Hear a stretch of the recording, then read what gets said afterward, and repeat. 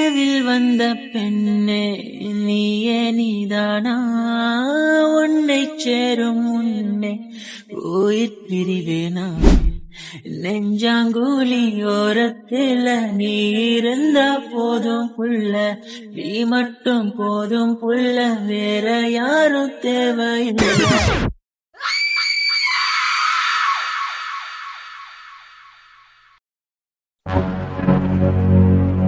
பொன்னியோட கடத்தலுக்கும் பஞ்சாயத்து தலைவருக்கும் எந்த ஒரு சம்பந்தமும் இல்லைன்னு தெரிஞ்சிருச்சு. அவரு உண்மையாவே இப்போ சென்னையில தான் இருக்காரு, குழந்தைய தத்தெடுக்கிற வேலையில இருக்காரு. அப்போ அடுத்து நம்ம சந்தேகப்பட வேண்டியது இந்த கோவில் பூசாரி தான். வந்து பார்த்தா அவரோட வீட்டுல யாருமே இல்லையே. அதுவும் இல்லாம கேட் வேற வெளிப்பக்கமா பூட்டி இருந்தது, ஆனா உள்ள லைட் மட்டும் எரிஞ்சிட்டு இருந்தது. அக்கம் பக்கத்துல கேட்டாலும் எல்லாரும் அவரை காலையில தான் பார்த்தேன்னு சொல்றாங்க. எனக்கு என்னமோ இவரோட வீட்டுக்குள்ள நம்ம தேடுறது கொஞ்சம் நல்லதுன்னு தோணுது. தேடி பார்ப்போம், ஒருவேளை இங்க ஏதாவது ஆதாரம் கிடைச்சா நல்லா இருக்கும். பாண்டியன் சார், எனக்கு என்னமோ உங்க பின்னாடி ஒருத்தன் நிக்கிறான்ல, அவன் தான் எல்லாத்துக்கும் காரணம்னு தோணுது. கோவில் பூசாரி போய் எதுக்கு பொன்னிய கடத்த போறாரு? இதுக்கு கொஞ்சம் கூட சம்பந்தமே இல்லாத மாதிரி இருக்கு. அவங்க உங்களோட நேரத்தை திசை திருப்பி விடுறாங்க, உங்க நேரத்தை வீண் அடிக்கிறாங்க. தயவு செஞ்சு அவனை புடிச்சு கேளுங்க. பொன்னி அவன் தான் எங்கேயாவது அடிச்சு வச்சிருக்கணும். எனக்கு தெரிஞ்சு சித்திரலேகா மாளிகையில தான் பொன்னி இருக்கணும். விஜய், அவ்வளவுதான் உனக்கு லிமிட். தேவையில்லாம இந்த விஷயத்துல எதுக்கு என்ன இழுக்கிற? அப்படி நான் தான் கடத்தி வச்சிருக்கேன்னா நான் எதுக்கு இங்க இருக்க போறேன்? அதுவும் இல்லாம பொன்னிய கடத்தின டைம்ல நான் மண்டபத்துல தானே இருந்தேன் உன் முன்னாடி. எப்படி நீ இந்த மாதிரி பேசிட்டு இருக்க? உனக்கு என்ன பிடிக்காதுன்னு தெரியும், அதுக்காக தேவையில்லாம என் மேல பழி போடாத. ஓ, நீ கடத்தல. ஆனா சோனம், சோனம் யாரு? ஷாலுவோட ஃப்ரெண்டு தானே. அவதான் மகேஷ தலையில அடிச்சிருக்கா. அப்ப சோனம் தான் கடத்தி இருக்கணும். சோனம் எதுக்காக கடத்த போறா? உங்களுக்காக தான் கடத்திருப்பா. இதுல சோனம் தான் சித்ரலேகான்னு வேற சொல்றீங்க. நீங்க சொல்றத நாங்க எப்படி நம்ப முடியும்? எனக்கு என்னமோ சித்ரலேகாவே கதையா இருக்கும்னு தோணுது. இங்க பாரு ஷாலு, நீ என்ன கல்யாணம் பண்ணிக்கோ பண்ணிக்காம போ. சொல்ல போனா எனக்கு உன் மேல இப்ப இன்ட்ரெஸ்டே இல்ல. என் பொன்னி அவதான் என்ன உண்மையா காதலிச்சிருக்கா. எனக்காக அவளையே அவ இழந்துட்டு என்னோட என்னோட விருப்பத்துக்காக அது எல்லாத்தையும் மறைச்சிட்டு அவ எவ்வளவு கஷ்டப்பட்டிருக்கா. பொன்னி கிடைக்கிறாளோ கிடைக்கலையோ, ஆனா கடைசி வரைக்கும் நான் பொன்னிய மட்டுமே நினைச்சிட்டு வாழ்வனே தவிர உன்கிட்ட திரும்ப வரமாட்டேன். ஆனாலும் இது சொல்ல வேண்டியது என்னோட கடமை. அவனை மட்டும் நம்பாத. நான் கன்ஃபார்மா சொல்லுவேன், உன்கிட்ட ஏதேதோ கதை சொல்லி உன்னை ஏமாத்துறான். நீ அவனை மட்டும் நம்பி போயிட்ட வச்சுக்க, ரொம்ப கஷ்டப்படுவ. கண்டிப்பா உன்னையும் அந்த சித்ரலேகா கூட சேர்ந்து ஏதாவது பண்ணிடுவான். விஜய் ப்ளீஸ், தயவு செஞ்சு புரிஞ்சுக்கோ. உனக்கு ஒருத்தவங்களை பிடிக்கலன்னா பிளைண்டா அவங்கதான் எல்லா தப்பு பண்ணிருப்பாங்கன்னு நினைக்கிற பத்தியா? அந்த மைண்ட் செட்டை முதல்ல மாத்திக்க. இப்போ பொண்ணைய கடத்தி எங்களுக்கு என்ன வரப்போகுது சொல்லு? அதுவும் இல்லாம நீ நம்புறியோ நம்பலையோ, சித்ரலேகா உண்மை. அவ சோனம் தான் சித்ரலேகா. உனக்கு நம்பிக்கை இல்லைன்னா அந்த நேரம் வரும்போது உனக்கே நம்பிக்கை வரும். அது நான் சொல்லணும்னு அவசியம் இல்லை. நம்ப முடியலன்னா நீ விட்டுரு. ஆனா கன்ஃபார்மா சொல்லுவேன், பொன்னிய கடத்தினது சித்ரலேகாவா இருக்காது. அங்க வேற ஏதோ ஒரு விஷயம் நடந்திருக்கு. ஓகே ஷாலு, நீங்க சொல்ற மாதிரி கூட எடுத்துக்கலாம். நீங்க சொன்னதை கேட்டுதான் பஞ்சாயத்து தலைவரை விசாரிச்சாச்சு. அடுத்து இதோ இப்ப கோவில் பூசாரி வீட்டுக்கும் வந்தாச்சு. இங்கேயும் நமக்கு தேடி எந்த ஒரு எவிடன்ஸும் கிடைக்கல. இதுக்கும் பூசாரிக்கும் எந்த சம்பந்தமும் இல்லைன்னு தெரிஞ்சிச்சுன்னா அடுத்து முழுக்க முழுக்க உங்க மேல மட்டும்தான் என்னால சார்ஜஸ் பண்ண முடியும். நீங்க தான் இதுக்கு பதில் சொல்லி ஆகணும். ஏன்னா இந்த விஷயத்துல சம்பந்தப்பட்டிருக்கிறது நீங்க தான், உங்களோட ஃப்ரெண்ட் சோனம் அவங்களும் தான். மச்சான் மச்சான், அங்க வெளியே பாரு கொஞ்சம்.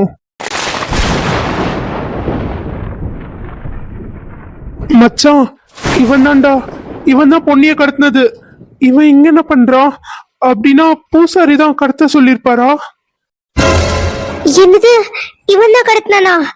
சரி சரி, ஆளாளுக்கு எங்கேயாவது ஒளிஞ்சுக்கங்க.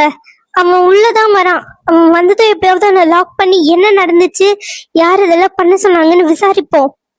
ஆமா, ஷாலு சொல்றதுதான் கரெக்ட். இப்ப எல்லாரும் போய் ஒளிங்க, அவன் வந்ததும் அவனை பிடிச்சிடலாம்.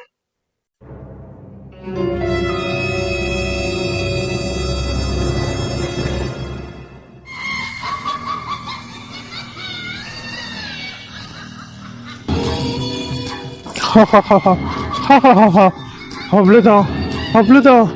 நேரம் வந்துருச்சு, நேரம் வந்துருச்சு. இன்னும் 2 நிமிஷம் தான். 2 நிமிஷத்துக்கு அப்புறம் சரியா 2 மணி ஆயிடும். சரியா பௌர்ணமி நேரம் ஸ்டார்ட் ஆகும். எனக்கான நேரம், எனக்கான நேரம் வந்துரும். அப்போ இந்த பொண்ணு நான் பலி கொடுக்க போறேன். அப்புறம் இந்த சித்திரலேகாவையும் பலி கொடுத்துருவேன்.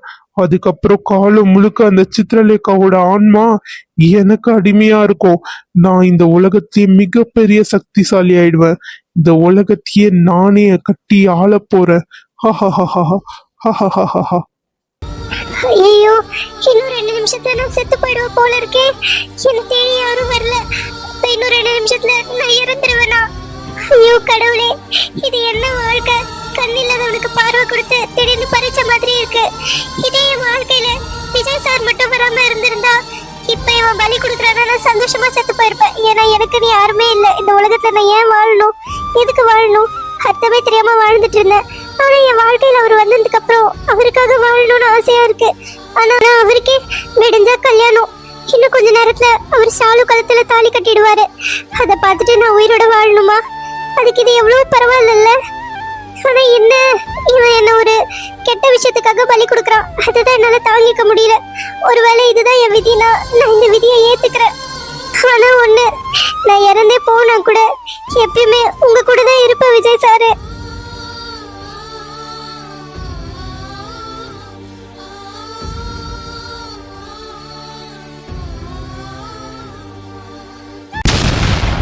சார் சார் விட்டுருங்க சார். இதுக்கு மேல அடி வாங்கறதுக்கு என் உடம்புல தெம்பில்ல. இதுக்கு மேல அடிச்சீங்கன்னா நான் இங்கே செத்து போயிடுவேன். டேய், மரியாதையா சொல்லு. அந்த பொண்ணை கடத்திட்டு போய் எங்க விட்ட? யார் உன்னை கடத்த சொன்னது? வாயை திறந்து சொல்லு, இல்லைன்னா நான் இங்கேயே உன்னை புதைச்சிட்டு போயிடுவேன். நல்லா சொல்லுங்க சார். பொன்னியை அங்க இருந்து காப்பாத்துறப்ப இவன் என்ன தெரியுமா சொன்னா? நான் உன்னை இங்கேயே புதைச்சிடுவேன், பொன்னியை விட்டுட்டு போயிடுன்னு சொன்னான்.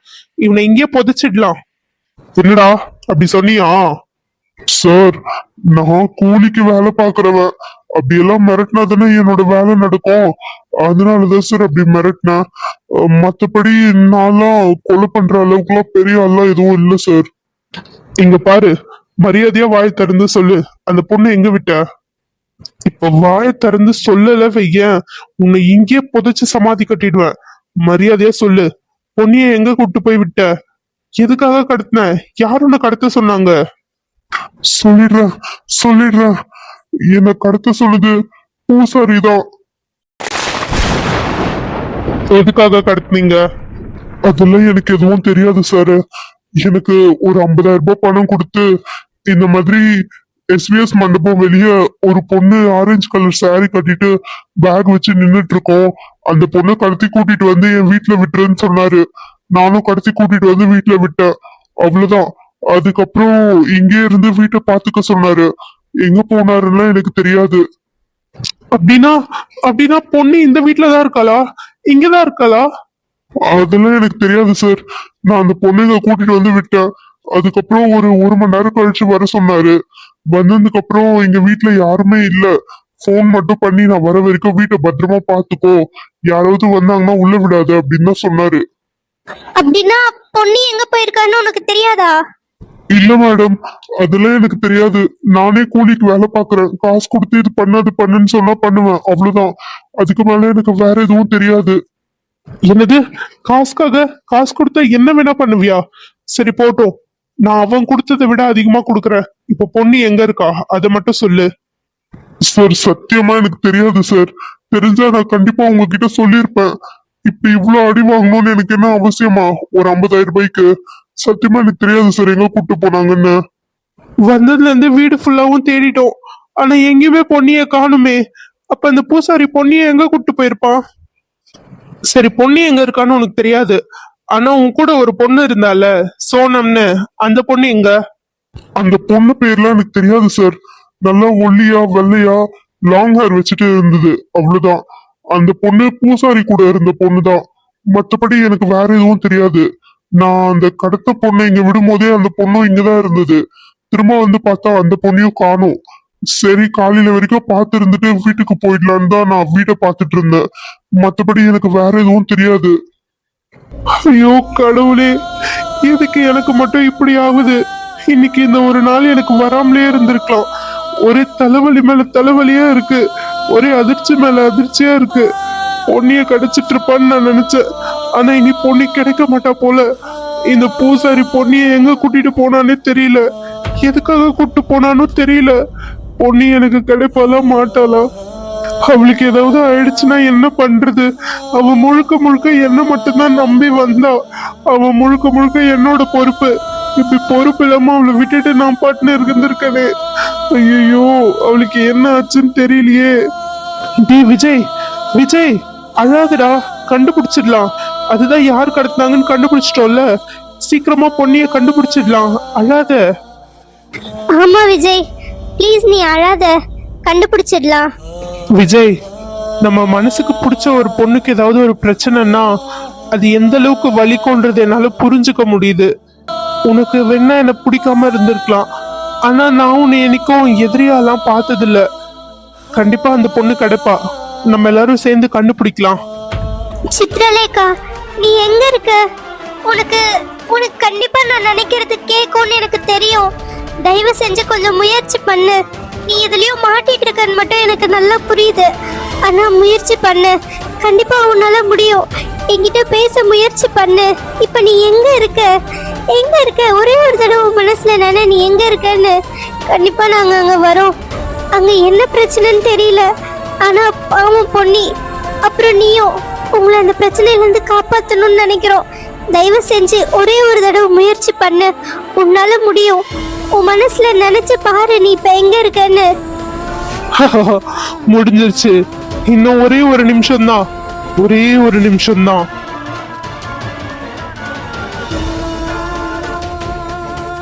ப்ளீஸ் சித்ரலேகா, உதவி பண்ணு. இன்னைக்கு நைட்டுக்குள்ள நான் உங்களை கண்டுபிடிக்கணும். ஒரே ஒரு தடவை உன் மனசுல நினை, நான் பேசுறது உனக்கு கேட்கும். கண்டிப்பா கண்டிப்பா கேட்கும். நீ எங்க இருக்கன்னு மட்டும் சொல்லு சித்ரலேகா. எங்க இருக்க? உன்னால மட்டும்தான் இப்ப எங்களை காப்பாத்த முடியும். நீ இத்தனை வருஷம் காத்துட்டு இருந்தது இதுக்காக தானே. நானும் காஷ்மீராவும் ஒண்ணு சேரணும், அதாவது நீயும் உன்னோட திரளக சந்திரனும் ஒண்ணு சேரணும். யோசி, ஒரே ஒரு தடவை சொல்லு, நீ எங்க இருக்க? எங்க இருக்க? ஷாலு, ஷாலு என்கிட்ட ஏதோ கேக்குறா. நான் எங்க இருக்கேன்னு கேக்குறா. ஆமா ஆமா, நான் எங்க இருக்கேன்? எனக்கு எனக்கு எதுவுமே ஞாபகம் வரலையே. என் உடம்புல என்ன ஏதோ ஒண்ணு என்ன கண்ட்ரோல் பண்ணுது. நானே ஒரு ஆன்மா, ஆனா ஆன்மாக்குள்ளேயே ஒரு ஆன்மா வந்து கண்ட்ரோல் பண்ணுது. என்னால எதுவுமே யோசிக்க முடியல. அடுத்தடுத்து என்ன நடக்குதுன்னு எனக்கு ஞாபகம் இல்ல. கடைசியா என்ன நடந்துச்சு? ரகசியார, ரகசியார, ஆமா ரகசியார.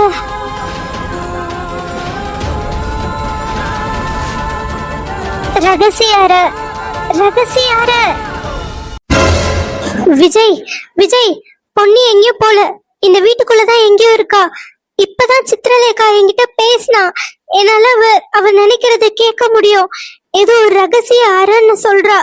இந்த வீட்டுக்குள்ள ஏதோ ஒரு ரகசியமான ரூம் இருக்கு. அதை நம்ம கண்டுபிடிக்கணும். அங்கதான் அவங்க எல்லாரும் இருக்கணும்னு நான் நினைக்கிறேன்.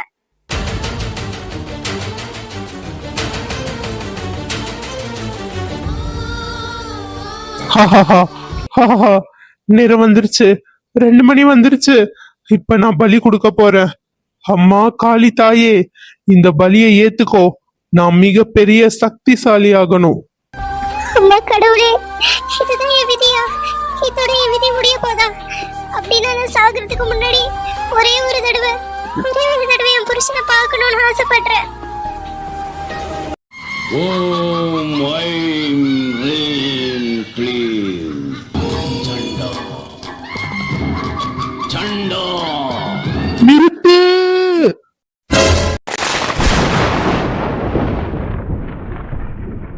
ஹே, நீ எல்லாம் ஒரு ஊரோட பூசாரியா?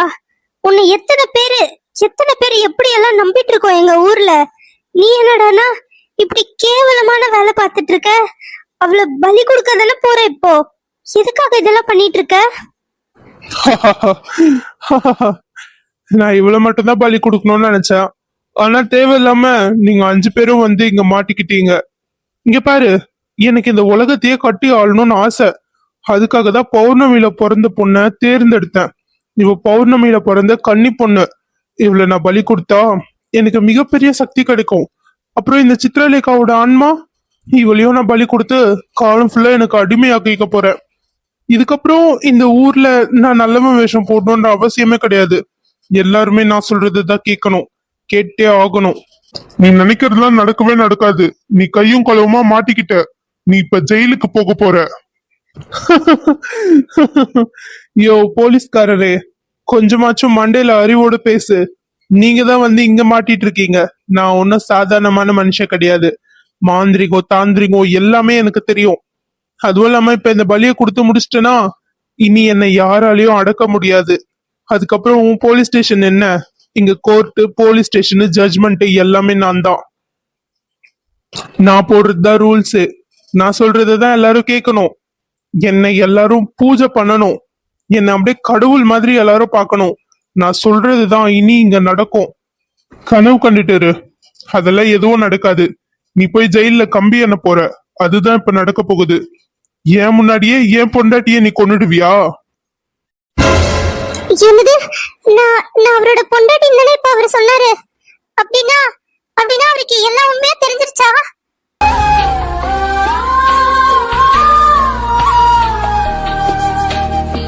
ஹேய், இப்ப என்ன சொன்ன? பொண்டாட்டின்னா பொண்டாட்டின்னு தானே சொன்ன. உனக்கு நாளைக்கு தானே கல்யாணம். அதுவும் அங்க நிக்குதே அந்த பொண்ணு கூட தானே கல்யாணம். இப்ப என்ன தேவையில்லாம உளறிட்டு இருக்க? என்ன திசை திருப்ப பாக்குறியா? ஆமா, கல்யாணம் ஆயிடுச்சு. அவதான் என் பொண்டாட்டி. பொன்னிதான் என்னோட பொண்டாட்டி. அதுவும் இல்லாம அவ கன்னி பொண்ணெல்லாம் கிடையாது. நாங்க 2 பேரும் ஒன்னா வாழவும் ஆரம்பிச்சிட்டோம். அவ என்னோட பொண்டாட்டி. சரி, உங்களுக்கு எல்லா உண்மையும் தெரிஞ்சிட்டு இருக்கு. எனக்காக உங்க கல்யாணத்தை நிறுத்திட்டு வந்தீங்களா? என்ன தேடி இவ்வளவு தூரம் நீங்க என்ன ஏத்துக்கிட்டீங்களா? கடவுளுக்கு நன்றி. என்னால இப்ப கூட நம்ப முடியல. எனக்கு என்னோட வாழ்க்கை கிடைச்சிருச்சு.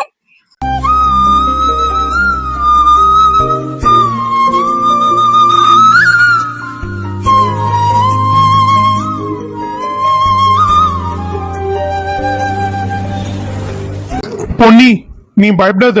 உன்னை இங்க இருந்து பத்திரமா நான் கூட்டிட்டு போறேன். இங்க இருந்து போனதுக்கு அப்புறம் நம்ம 2 பேரும் கல்யாணம் பண்ணிக்கலாம். பெரியவங்க முன்னாடி கல்யாணம் பண்ணிக்கலாம். அதுக்கு முதல்ல நீங்க எல்லாரும் இங்க இருந்து உயிரோட போகணும்டா. யாரையும் நான் உங்களை உயிரோட போக விட மாட்டேன். என்னை வச்சு என்ன விளையாடுறீங்களா? என்னோட இத்தனை வருஷம் கனவு, தவம், பூஜை எல்லாமே கெட்டு போயிடுச்சு. ஏன்னா இவ கன்னி பொண்ணு கிடையாதுன்றதுனால. ஐயோ, எனக்கு தலையெல்லாம் வலிக்குது. தலையெல்லாம் வெடிக்கிற மாதிரி இருக்கு. கோபம் வருது. இந்த ஒரு நாளுக்காக நான் எவ்வளவு கஷ்டப்பட்டிருப்பேன் தெரியுமா? இந்த ஊர்ல தேர்ந்தெடுத்து 4 நட்சத்திரத்துல பிறந்த ஒவ்வொருத்தரையும் கொலை பண்ண, பலி கொடுத்தேன். இந்த ஒரு நாளுக்காக தான் நான் இவ்வளவு நாளா காத்துட்டு இருந்தேன். இந்த ஊர்ல இருந்த ஒவ்வொருத்தரையும் நான் பலி கொடுத்தேன். அத்தனை பலியையும் நான் சக்திசாலி ஆகணும்ன்றதுக்காக பண்ண. இந்த பௌர்ணமியில பிறந்த பொண்ணு கடைசியா நான் பலி கொடுத்திருந்தா என்னோட பூஜை முழுமை பெற்றிருக்கும். எல்லாமே கெட்டு போயிடுச்சு. எல்லாமே இவளாலதான். இவளை நான் உயிரோட விடுவேன்னு நினைக்கிறியா? அதுவும் இல்லாம போனதெல்லாம் போட்டோம். இந்த சித்ரலேகாவை மட்டுமாவது என்னோட அடிமையா நான் மாத்தியே தீருவேன். இப்பவே இவளை பலி கொடுக்கறேன். இவன் உடம்புல குட்டிச்சாத்தனை ஏவி விட்டுருக்கேன். இப்பவே இவளை நான் பலி கொடுத்தேன்னா இதுக்கப்புறம் இந்த சித்ரலேகாவோட ஆவி எனக்கு அடிமையா இருக்கும். நான் சொல்றதான் கேட்கும். நான் அந்த மாதிரி இந்த ஊரை கண்ட்ரோல் பண்ணிக்கிறேன். எப்படி பார்த்தாலும் நான் இந்த ஊரை கண்ட்ரோல் பண்ணணும். நான் சொல்றதுதான் இந்த ஊர்ல இருக்கவங்க எல்லாரும் கேட்கணும். இல்ல, முடியாது. கண்டிப்பா நீ அதை பண்ணக்கூடாது. உன்னை நான் பண்ணவும் விட மாட்டேன். சித்ரலேகாக்கு முக்தி கிடைச்சே ஆகணும். அவ இத்தனை வருஷம் ஆத்மாவா இருந்து கஷ்டப்பட்டுட்டா. இப்ப அவளுக்கு முக்தி கிடைக்க போகுது. இந்த நேரத்துல நீ அவளை அடிமைப்படுத்தணும்னு நினைக்கிற உன்னோட எண்ணம் நடக்கவே நடக்காது. தோ இப்பவே உனக்கான பனிஷ்மெண்ட் கிடைக்கும். இப்பவே நீ பண்ணதுக்கான தண்டனை எல்லாம் கிடைக்கும். நீ ஒருத்தன் செத்துட்டா இங்க இத்தனை பேருக்கு பிரச்சனை இல்லாம போயிடும்ல. வர என்ன விளையாடுறியா? நான் மந்திரவாதி. நான் நினைச்சா என்ன வேணா பண்ண முடியும். ஓம் கிரீம் காளியை நம.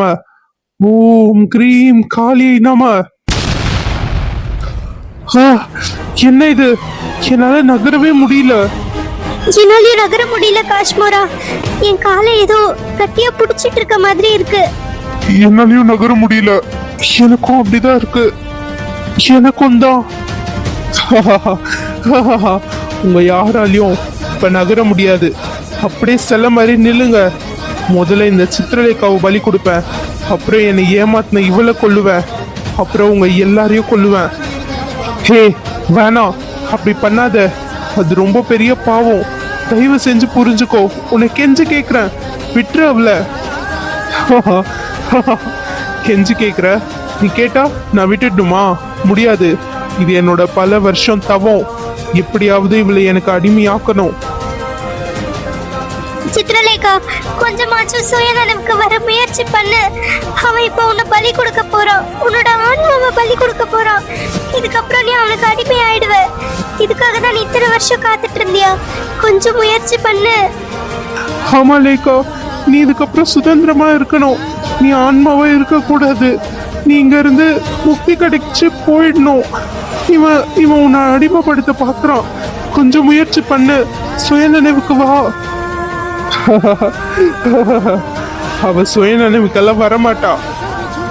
நான் போட்ட மந்திரம் அப்படி.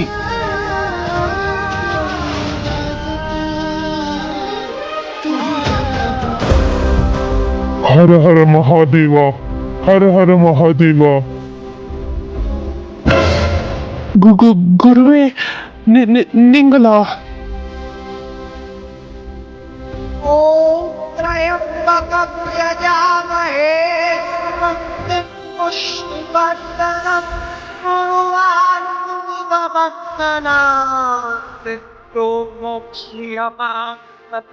உனக்கு கிடைத்த சக்திகள் அனைத்தும் நல்ல விஷயத்திற்காக பயன்படுத்துவதற்காகவே கொடுக்கப்பட்டது.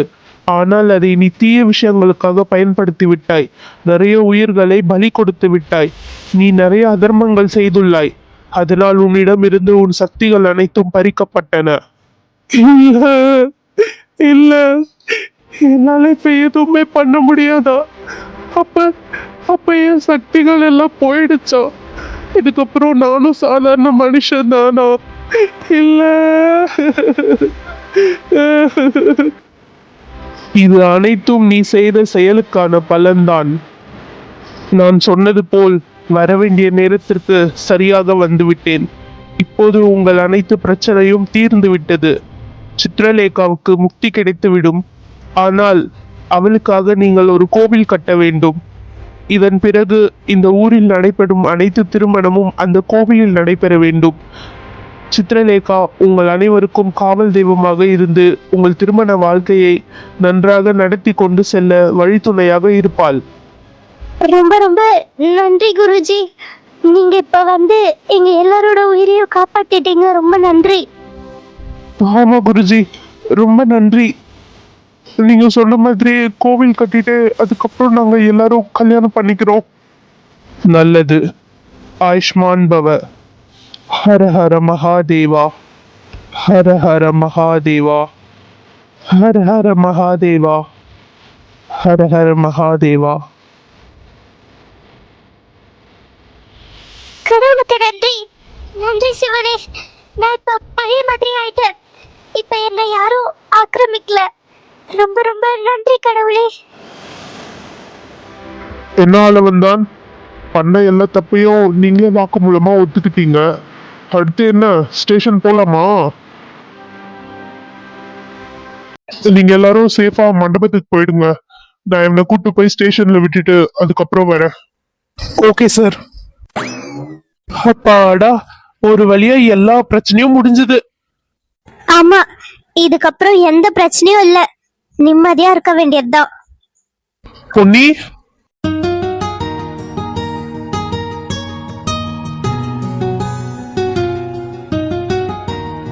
பொன்னி, பொன்னி, உனக்கு ஒன்னும் இல்லையே? நீ நல்லா தானே இருக்க? எனக்கு ஒண்ணும் இல்ல சாரு. அதுதான் நீங்க வந்து காப்பாத்திட்டீங்களே. ரொம்ப நன்றி சாரு. எதுக்காக நீங்க வந்தீங்க? உங்களுக்கு தான் கல்யாணம் ஆச்சே. பொன்னி, எனக்கு எல்லா உண்மையும் தெரிஞ்சிருச்சு. இதுக்கு மேல நான் உன்னை விட்டு கொடுக்க மாட்டேன். உன்னாலதான் இன்னைக்கு நான் உயிரோட இருக்கேன். அதுவும் இல்லாம எனக்காக இவ்ளோ பெரிய விஷயத்த நீ மறைச்சிருக்க. உனக்கு அந்த அளவுக்கு என்ன பிடிக்குமா பொன்னி? எனக்கு உங்களை ரொம்ப பிடிக்கும் சாரு. இன்னைக்கு நான் உயிரோட இருக்கேன்னா அது காரணம் நீங்க மட்டும்தான். அன்னைக்கு நீங்க மட்டும் எதுவுமே யோசிக்காம என் கழுத்துல தாலி கட்டாம இருந்திருந்தீங்கன்னா நான் நான் நேரத்துக்கு உயிரோடவே இருந்திருக்க மாட்டேன். எனக்கு உயிர் கொடுத்த தெய்வமே நீங்க தான். எனக்கு இந்த உலகத்துல உங்களை மட்டும் தான் ரொம்ப பிடிக்கும் sir. I love you. I love you so much Ponni. என்னை எல்லாரும் முன்னாடியும் மறுபடியும் இன்னொரு தடவை கல்யாணம் பண்ணிக்கிறியா? நான் இதுக்கப்புறம் எப்பயும் உன்னை கைவிட மாட்டேன். நானும் உங்களை ரொம்ப விரும்புறேன் sir. I love you too. கண்டிப்பா கண்டிப்பா உங்களை கல்யாணம் பண்ணிக்கிறேன். வாழ்க்கை முழுக்க உங்க கூடவே இருக்கிறேன்.